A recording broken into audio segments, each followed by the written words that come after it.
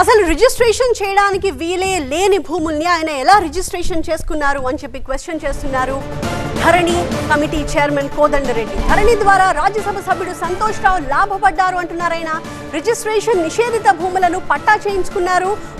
ఊరంతా భూములపై నిషేధం ఉన్నప్పటికీ కేవలం సంతోష్ కి మాత్రమే ఎలా పట్టా చేశారని ప్రశ్నిస్తున్నారు కోదండరెడ్డి. 23 ఎకరాల భూమి సంతోష్ రావు పేరు మీదకి ఎలా వచ్చింది అని ప్రశ్నిస్తున్నారు కోదండరెడ్డి. ఆరోపణ చేస్తున్నా, ఏ విధమైన సంకోచం లేకుండా.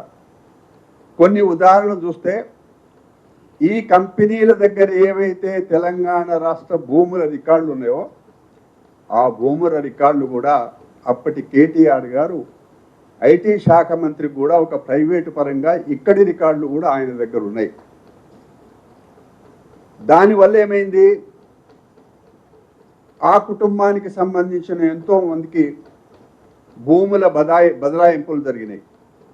ఎవరి భూములో అప్పటి వరకు నిషేధిత జాబితాలో పెట్టి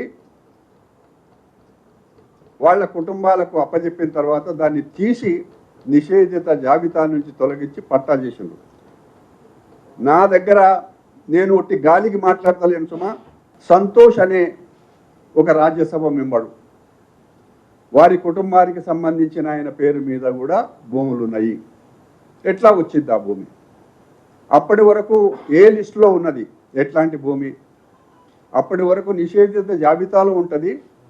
ఆ గ్రామంలో అందరి భూములు కూడా నిషేధిత జాబితాలో ఉంటాయి. కానీ ఈయనకు మాత్రం పట్టా